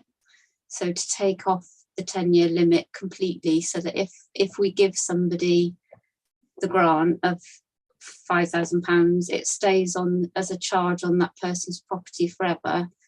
They don't ever have to pay it back. It never increases any interest. But if they sell the property or pass away, then that money comes back to the council and then it goes into a pot that we can give out to other people. So that's the main few changes really to the main policy. Well, thank you very much, Becky. That's really helpful. I don't know if Dika can hear us and she'd like to come in at this point, or whether you're happy for us to move on to comments. Hello, Dika. I can hear you. I'd be delighted to speak for a moment, Chair, so thank you. I just would like to really emphasize how incredible it is, the work that officers have been doing to be able to get these grants. It's not easy, and it takes a lot of work and perseverance alongside all of the other commitments that are going on within housing services at the moment. We know how stretched we've been, we know how stretched the council's been in a time of austerity, and this grant will make a big difference to people's lives. We know how much people are challenged, and as councillors across all of the different parties, we know that it's probably one of our biggest areas of casework for most of us. And actually being able to deliver on adaptations will make a big difference to people's lives. And I mean, I think it's just such an important and amazing thing that's actually come into play. And honestly, it's a big thank you to officers who have worked tirelessly for this. I would just love for us to go through the recommendations and move this along. Thank you for saying that. It's important for us to remember that it's actually real people at the end of this. Comments and questions to Becky and to Diko. Everybody, has anybody got any comments or questions they'd like to make at this point? Nigel. Diko, thank you very much. And Becky, thank you very much for a very good explanation. It's my ignorance perhaps, but you've written it to say about the relocation grant to help disabled tenants who are not Oxford City Council tenants, which rather implies there must be some other support mechanism in for them to move, let's say, from a council house or a council flat to another one which is more suitable for them. Is that correct? Do I understand that right? It's simply because the funding that we use for this policy is a disabled facility grant funding, and the legislation says that you cannot use disabled facility grant funding for council tenants. So that's the reason that's in the policy, because none of this grant funding that comes from the NHS can be used for council tenants. It's part of the legislation. So what funds do we have to assist council tenants if they need to move? I'm not aware of it because I only work with every other tenure apart from council tenants. I don't know if Stephen knows. Well, maybe you want to go offline and find out. I mean, I wouldn't like council tenants to be more disadvantaged than those in housing associations, just because there's a grant available for those in housing associations to have some support. I mean, that wouldn't be logical to me, really. No, I mean, I know that's something that Stephen and I are looking at the moment, aren't we? Yeah, sorry, so Becky, yeah, I mean, I think, you know, if someone is in a council tenancy, you know, they require a disabled adaptation, they will still get that adaptation. It just goes through a different route from where that Becky's involved in. But I think, yeah, Becky's just mentioned that I have picked up that we need to be working closer with housing services and ODS just to make sure that we align the adaptations policies and access to them. So I think it's something, Nigel, that we're already working on. Okay, and my second question is, so you said it was disabled tenants there in housing associations. What about disabled tenants who rent in the private sector? Are they eligible for this £5,000, or is that not allowed under the government rules? And they just it's every tenure apart from council houses. So yeah, it's private tenants as well. Okay, so maybe in the summary sheet you've got of the policy, that needs to be clear, because I wasn't quite clear who was covered by this and who wasn't. You talk about disabled tenants, so it's all tenants except those who live in a council house. Check? Yes. Yeah, okay, all right. You might want to, I suppose it's implied it's everybody else, but you might want to look at the wording. Okay, that's helpful, thank you, because I just didn't understand that. Thanks, Chair, thank you. Right, Linda, the floor is yours. Thanks. Yeah, just following on from Nigel's point, I mean, presumably, the rules are there about this money not being spent on council tenants because the government thinks that should be picked up by the HRA, through our duty as a landlord, which does then beg the question, what about the housing associations and the RSLs? Why aren't they, picking up the tab for their tenants to make these adaptations and facilitate their move? So that's my concern, and I just wondered what conversations have been had with our housing association partners to address that, and am I right to be concerned? Thank you. Some of the housing associations do offer assistance to their tenants to move, and some don't. So we have agreements with each of the housing association because each one's got its own disabled adaptation policy. So there's nothing nationally that tells the housing association that they have to fund this or they don't. But each one has a separate policy to say whether they are going to fund adaptations or minor adaptations in their properties or not. So the housing associations that do fund adaptations in their properties, the Disabled Facility Grant referral goes directly to them, and some of them do a contribution towards adaptation, so we request that money back from them. So we've got agreements with different housing associations where they say in their policy they will contribute a particular amount. So for example, some housing associations will contribute up to £2,000 to an adaptation, so we do the adaptation for them and then we claim the £2,000 back from that housing association. But each housing association has got completely different policies and we have to approach each one separately. So as a home improvement agency, we would do that on behalf of the client to find if there is anything in their own housing association to help them. And this is to help the people where there isn't anything. Thank you. Imogen, would you like to make your comment? I was just going to ask whether there are additional complexities with adaptations and grants in the private rented sector in terms of having also agencies and landlords in the mix, and whether that causes any issues, and anything you could say on that. Thank you. Yeah, there's an absolutely massive problem with the private rented sector and adaptations, mainly because as part of the Disabled Facility Grant process, which is obviously written in legislation, you have to get the permission of the landlord in order to do any works, and many private landlords unfortunately do refuse to have adaptations done in people's properties. We've tried to counteract that by we have a part of our discretionary DFG grant that I've mentioned before, as we've offered with private landlords to give them a grant up front, so that if the disabled person moves out of the property, we will put it back to how it was before we did the adaptation. So if we take out the bath and put in a level access shower, for example, we can put in specific equipment, so it allows you to put in the bath quite easily. But it is a huge national problem. So part of the DFG review, which went in 2019, I think now, which has got put off till this year, they're looking at that issue again to see if they can actually force housing associations and private tenants to actually be able to make them accept adaptations. But at the moment there's nothing to make private landlords do it at all. It is a real problem, but that is a national problem, not just with Oxford City, unfortunately. Thank you very much. Do you want to follow up on that, Imogen, or?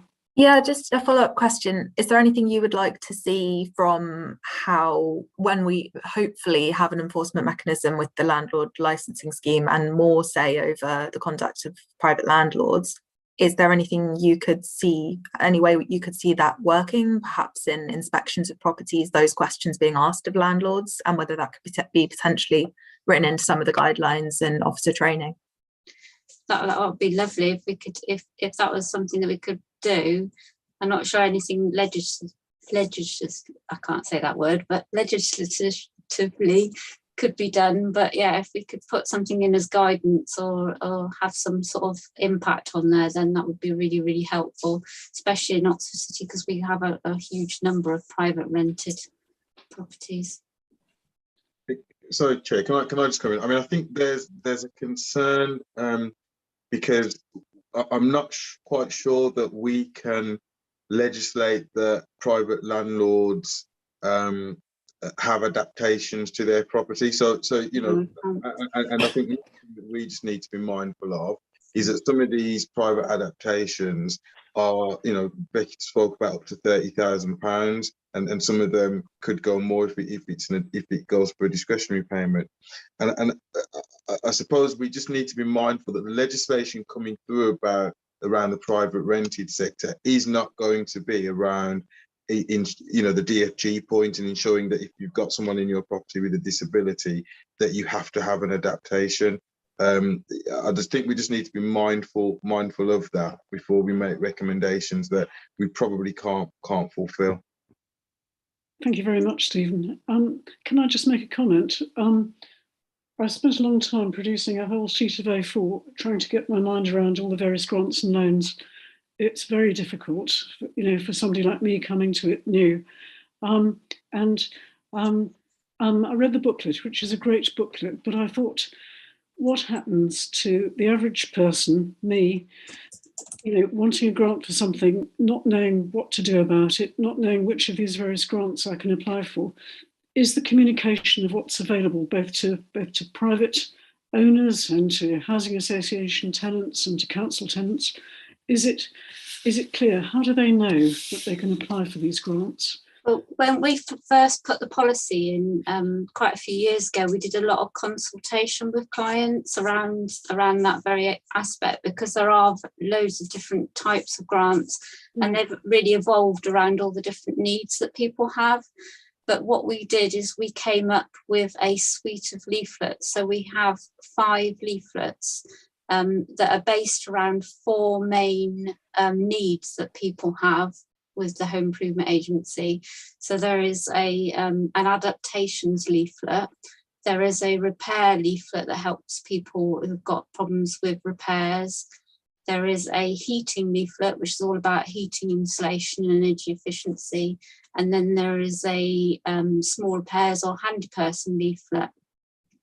The more observant of you might have noticed that I mentioned 5.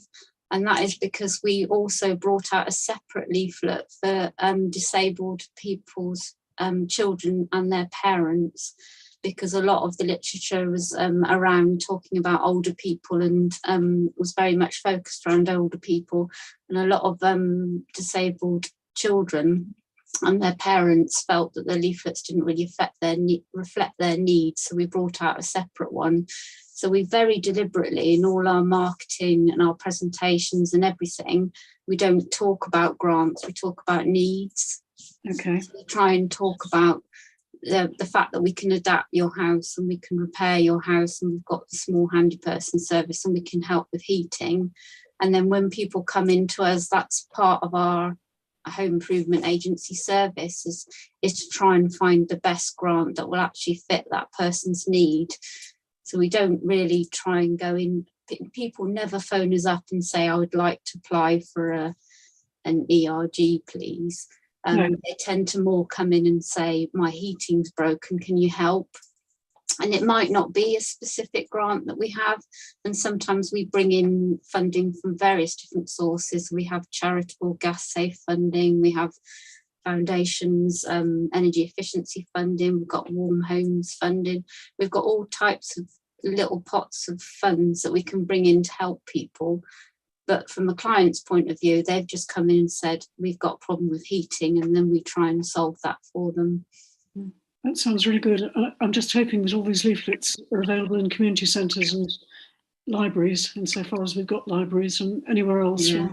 They're all in the community centres. They were in the libraries, as long as they haven't taken them out. And we've taken them all around the GP surgeries as well.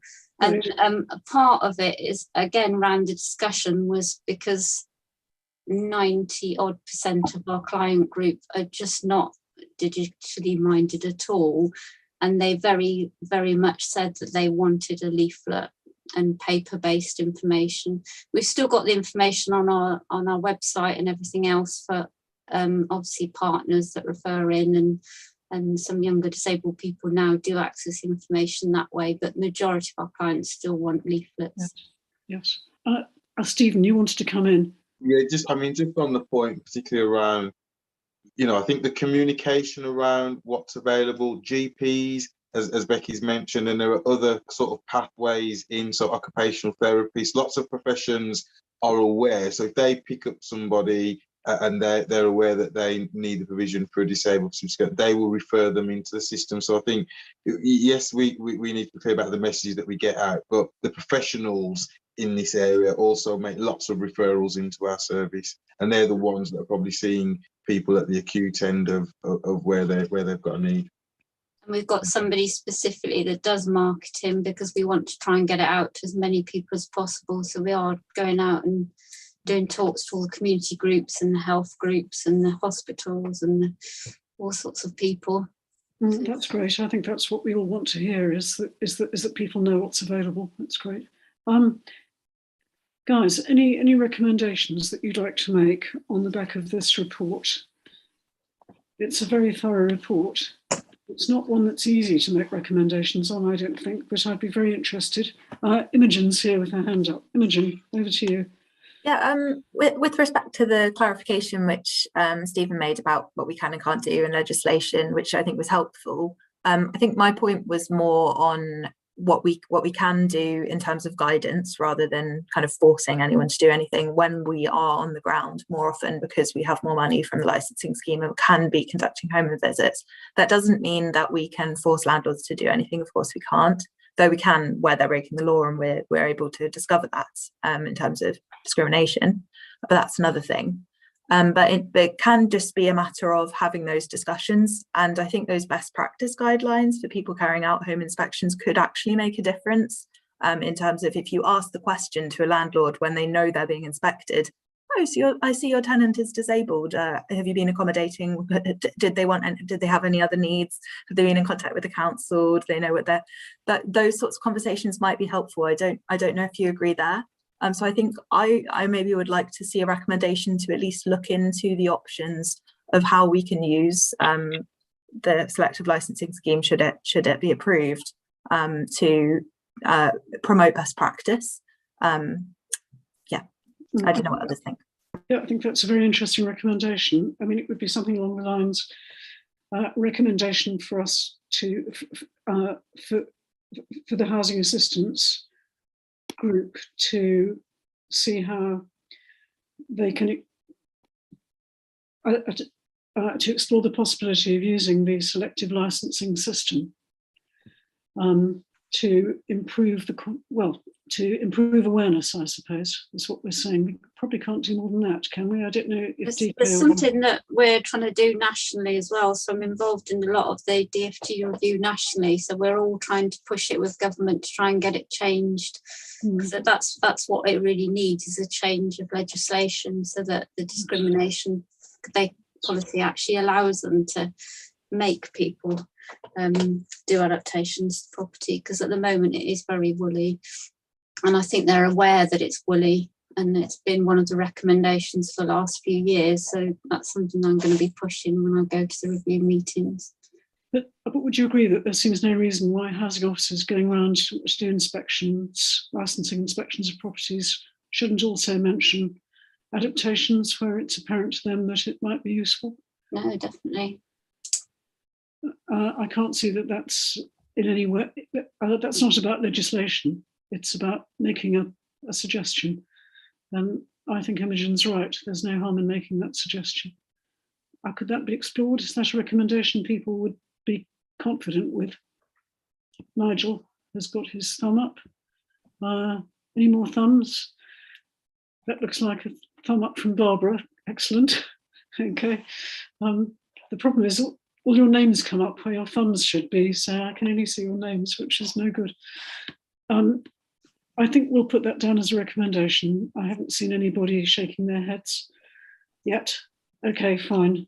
Right, so that's one recommendation, which I think is going to be very valuable. Right, so thank you very much to both of you, to Becky and to Deco. I'm sorry we haven't seen much of Deco, but yeah, you're still there as a black rectangle. Yes, there you are. Hello. Hi. Is there anything else that you'd like to say before we leave this? Okay, fine. Right, well, thank you very much to you both. That's super. Right, so we can move on to item 6, allocation of homelessness prevention funds. And this is Deco again. There is no escape for you tonight, Deco. And Paul Wilding this time. He's been waiting very patiently, and I'm sorry you've had to wait for an hour and 49 minutes, but anyhow, hello. Right, this is your report, and there are recommendations that we can make on it, which will go to Cabinet. I don't know whether you or Deco will be presenting this. I'm happy to present, Deco, if you want me to. And yes, please. Yep. Yeah, that's fab, thanks, Paul. Okay. Right, okay, well, thank you for inviting me here to talk about this report. So this is an annual report which we usually bring at this time of the year, which primarily deals with the allocation of our Preventing Homelessness Grant payments for next year. And these are payments largely to help both prevent and tackle rough sleeping and address single homelessness as well in the city. So that's the prime reason for the report. We've also put in a recommendation just in relation to how we deal with the lease on Floyd's Row, which is our homelessness engagement and assessment centre, also intended for use as really interim accommodation, what we call a somewhere safe to stay facility, which is to enable people to come off the streets and have somewhere to stay whilst they're supported to access more longer term accommodation. Floyd's Row hasn't been used as for accommodation purposes during the pandemic, but we're looking to return to using it in that way imminently, which is addressed in the report. I'm not proposing to take you through the report in detail, but we tend to use this report to provide a little bit of context to the work that we're funding. In the last year, that context has largely been around the exit from the everyone in accommodation that we took on at the start of the pandemic, and how we're sort of shifting towards I guess our post-pandemic model, how we work to support people who might end up rough sleeping in the future. It also deals with Floyd's Row, and I'll return to using Floyd's Row, although on a limited basis for accommodation purposes. But yeah, nevertheless, it's going to be an important sort of milestone in returning to that and being able to finally use it. It was only in use for about 3 months before the pandemic hit, unfortunately. And in the longer term, hopefully we'll return to the full pre-pandemic model, which will enable us to make a real inroads into rough sleeping in the city. Another key piece of work in the last year has been the way we work with partners across the county. We've been sort of working in close partnership to tackle homelessness across the county for a little while. Another milestone which sort of comes up next month is the new arrangements for the way we jointly commission a number of services. We've been jointly commissioning a small number of homelessness services for a number of years, but we've really sort of stepped up this year with the new round of commissioning in terms of the scope of services that are now included in those joint arrangements, and paragraphs sort of 13 to 17 cover that, and then the remainder of the report really deals with the sort of funding arrangements and the new services or the services we're continuing to fund next year. There isn't a significant amount of change. The main change is just the fact that many of the services will be part of the new county-wide homelessness service, although the provisions themselves are kind of as they were.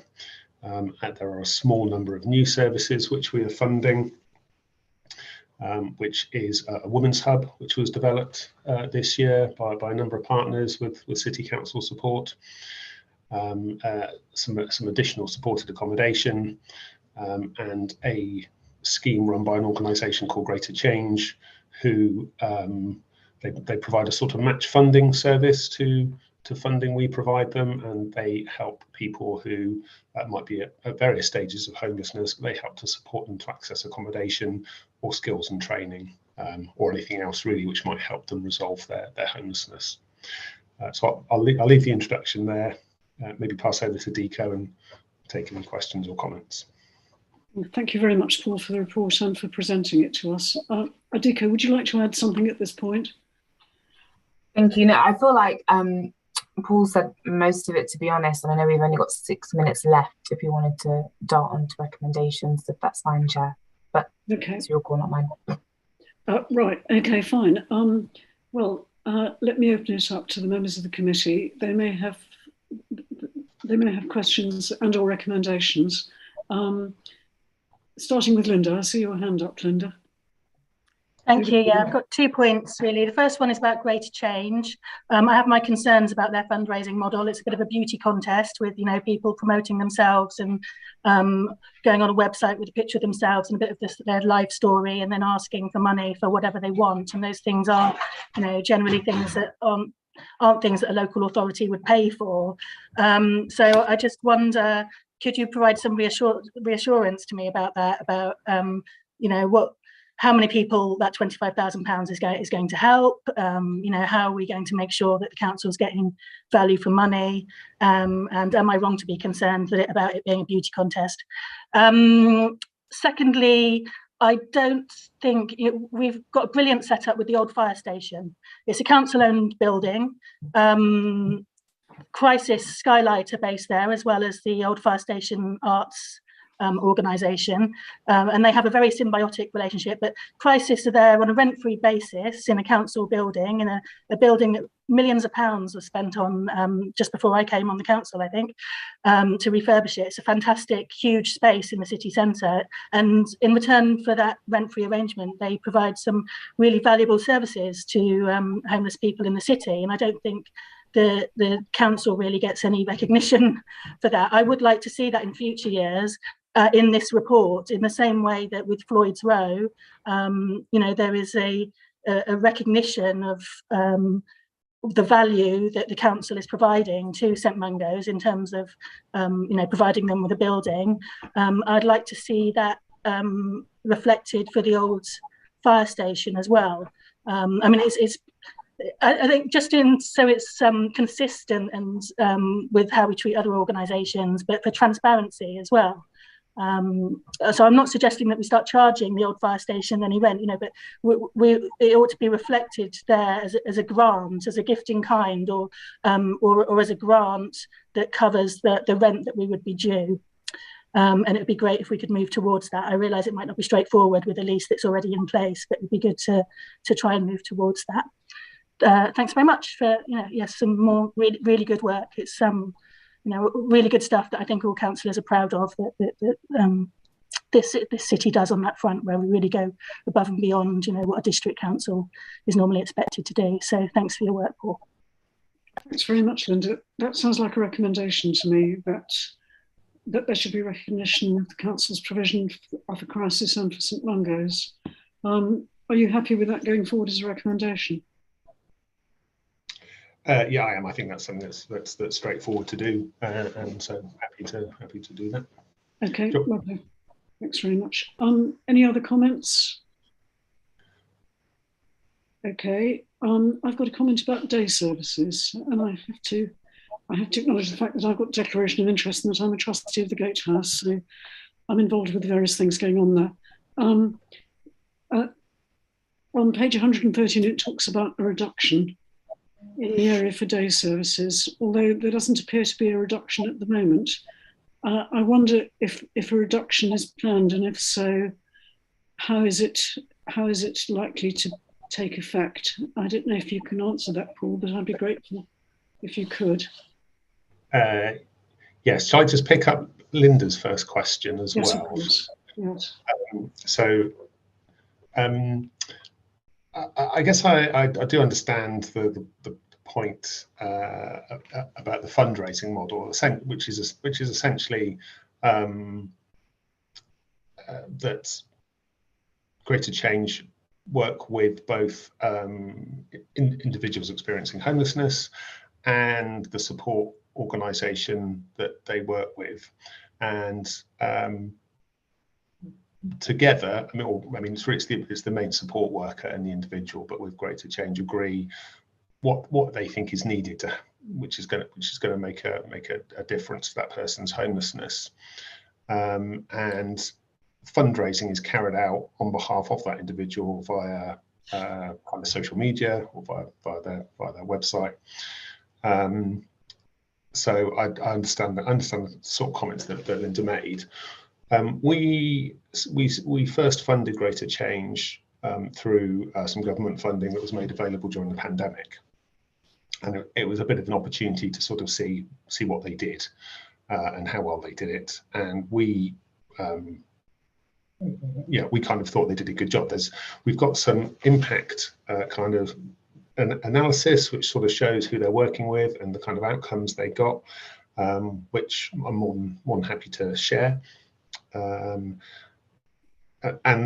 because of that fundraising model, you're getting sort of individuals contributing funding. That means that we actually end up, we actually more than doubled our money. Their model guarantees that you get double the money that you put in. We've actually had more than double that, which is obviously appealing.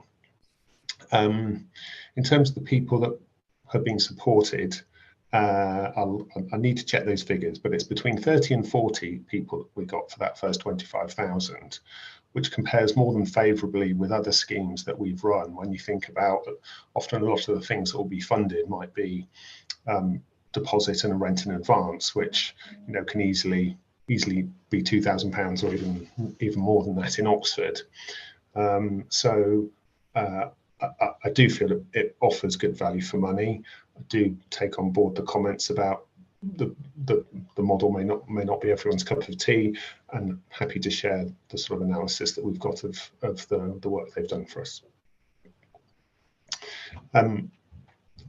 Okay. So I'll move on to the question about day services. Yes, thank you. So before the pandemic, we spent quite a lot of money on day services. When we had much higher numbers of people on the streets. Obviously during the pandemic and through the Everyone In initiative, we've had less people who need to access day services, and there is a range of provision within the city. So we haven't spent the money that we would have done previously in that area. We continue to support both the Gatehouse and the Porch. The Women's Hub, which is some new funding, has also been developed with the Gatehouse and Aspire, amongst other organisations. And when Floyd's Row is operating more fully, there are opportunities to provide day services from that facility as well, and funding is already sort of committed into that area. So at the moment, I think the provision meets the needs that we have, but it is something that we sort of will keep under review, and may need to sort of change the funding accordingly, depending on how that need changes as well. It's a very difficult time, isn't it? We're not certain how things are developing. Paula, you have your hand up. Yeah, I just sorry I missed it earlier. I wanted to declare an interest that I represent the council at the Gatehouse Management Committee meetings. So I didn't mention earlier, but yeah. No, well, I didn't mention it earlier either, so I think we're in good company there. Okay, fine. That's great. Has anybody else got any comments? We've got one recommendation about the recognition of council's provision to crisis and St Mungo's. Do we have any other recommendations? Are you all happy that that recommendation goes forward? Could somebody stick a thumb up or whatever? Thank you.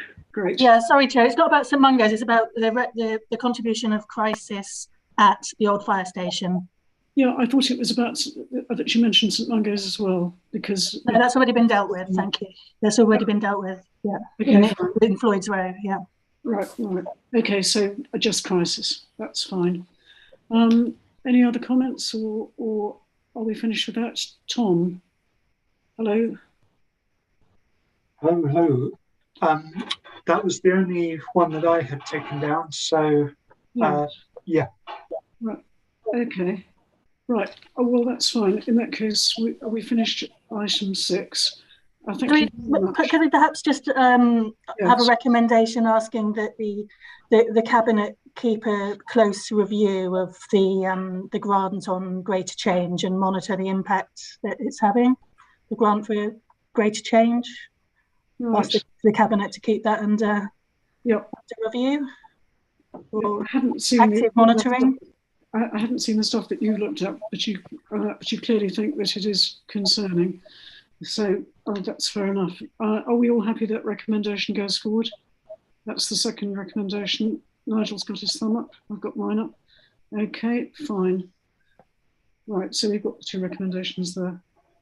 Thank you very much, both to Deco and to Paul, obviously, because this is a report you've done a lot of work on. Can I just say that I'm really worried about the number of people who are out on the streets at the moment. I counted 7 in Clarendon Street at about 9:30 last Thursday evening. I don't know where we're going, but it would be very interesting if you could just say whether you think the numbers are increasing more than we'd expected, and that's all I really want to know at the moment. Yeah, I mean, actually, interestingly, there is a particular group in Little Clarendon Street which we are monitoring, and they have sort of been there periodically over the last sort of 18 months to 2 years. So sometimes they sort of disappear, sometimes they come back. There are concerns that maybe some other issues other than homelessness going on. So we're engaged with both our community safety team and Thames Valley Police as well in relation to that particular group.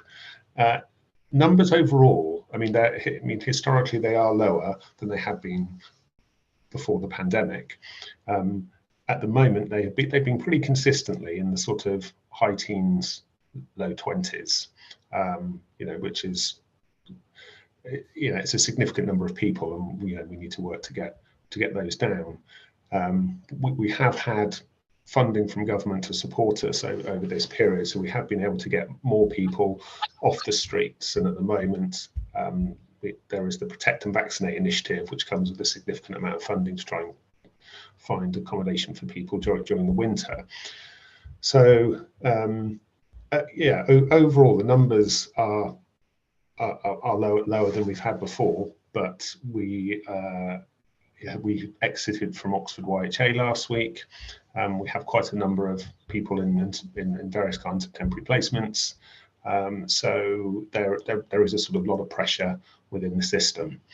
But the organisations we commission work really hard to support individuals and to get them into settled accommodation. So we are always, the number looks static, but it's not the same people.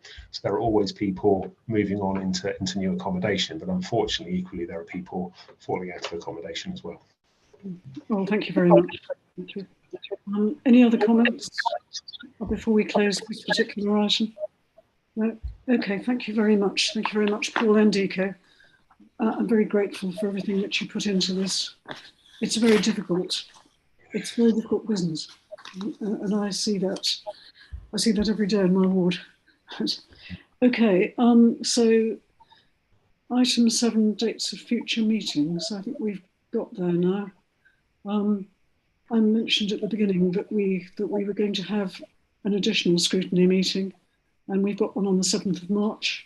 We've got a couple of items which need to be dealt with quite urgently. One is the Oxfordshire Recovery and Renewal Network, and the other is the business plan. They're both important, and we need to deal with them before we move into PERDA, which I suppose is the middle of March.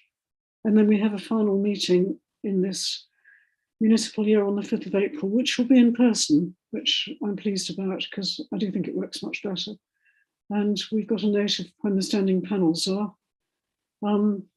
Is there anything that you'd like to say, Nigel, about the standing panels, or are you content just to leave it as it is at the moment? I'm happy. I mean, obviously, I don't precisely know what's going to be on the agenda for the 24th and the 7th. At this point in time, it's a bit early, but obviously by the time we get to the 5th, I will be able to report back on the 24th of March panel, but not the 7th, obviously. Fine. And there's a housing and homelessness meeting on the 4th, Linda. Okay. I don't know if you want to comment on that at the moment. No. Okay. Silence means content, I think. Hello. No, nothing to say at the moment, I don't think, unless Tom wants to raise anything.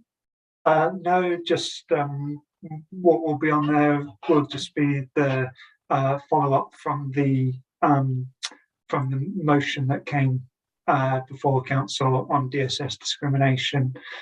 So that will be coming up, and signing off the report that we've been writing for scrutiny for tenant involvement. Okay, thanks, Tom.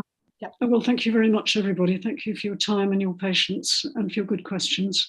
And thank you especially to Becky and Stephen, who are still here, and to Alice, who has been very patient. And so that's that for this evening, everybody. See you.